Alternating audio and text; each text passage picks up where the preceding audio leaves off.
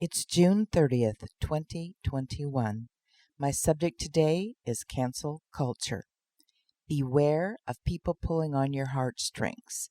Many people take kindness for weakness and prey on good people. Let me share a story of my friends, the Barasinis. If you ever saw their show in Las Vegas with their orangutans, it was wonderful. I still laugh at one of Bobby's orangutans, flipping him the bird. Well, in line with my beware of people tugging on your heartstrings theme, PETA, People for the Ethical Treatment of Animals, needed to demonize somebody in order to raise money. Now, the money raised was never intended to help animals at all, and they never did help animals. What they did do is ruin a family's life by telling lies. A common fundraising thing they do, I have learned over the years. The Barasinis were our friends. They loved their orangutans, and they treated them better than most people treat their children. Babies slept in cribs in their bedroom. They had a fabulous habitat with only the best and freshest of food brought in daily. The habitats were kept pristine and clean. So you know orangutans are many times stronger than people, right? So PETA took a video of Bobby using a small wooden dowel painted black for his show that he used to direct the orangutans. And even a baby orangutan could break it in two easily. Long story short, they sped up the video and sold the kind-hearted, useful idiots that the animal was being beaten by a stick or a pipe. It's not true.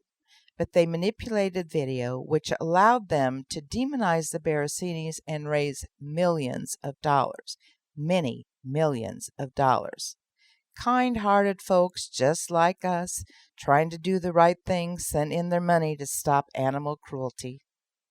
I watched our friend destroyed and driven out of the country. There were lawsuits, but the damage was done. Their reputation was destroyed.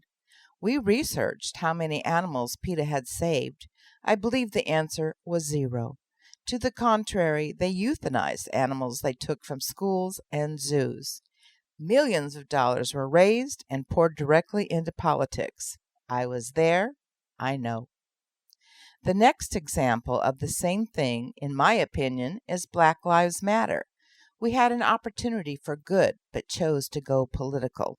Every human in the world from every background was horrified at the treatment of a man being held down and what was obvious to all watching, abuse of power. Every person I know was horrified and wanted an investigation into this situation. All Americans and the world wanted and demanded it be looked into. Now, the old saying, let no disaster be a missed opportunity, I'm paraphrasing, but you know what I mean. Immediately, people saw the opportunity to raise money, not for justice, not for the black community, but for politics. In come the shit disturbers, calling names, rioting, and looting. Celebrities, tucked safely in their guarded mansions, suggested people should riot. Of course, they stayed home. People were pitted against each other. The one-note samba, white people are racist, was raging. Many of the same people that elected a black president, which would not have happened without the white vote. People were shamed, cowered, and attacked. Now that is the best way to divide and conquer. Out of fear, the virtue signaling happened. People and companies were afraid to be attacked or called names, so they started saying really stupid things. Now, once again, blacks pitted against whites.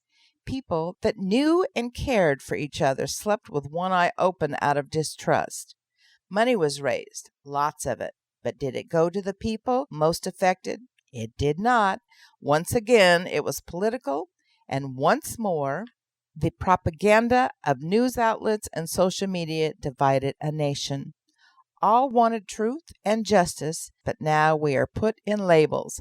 Labels always divide. One more example of them using your kindness for weakness. One more example of propaganda tearing our country apart. Now here is one more example of your kindness being used as weakness. Have you noticed everywhere, I mean just about everywhere, you are asked to add a few bucks to charity? We're good people. America is the most generous nation on the planet. We give wholeheartedly. Then I find they pool your dollars and make donations in their name. I wonder if they get the tax credit. I know you're not. So I say, stay kind, loving people, but don't be used as useful idiots. Give directly whenever you can. Follow the money and beware of cancel culture, for it will just be a matter of time before they come for you.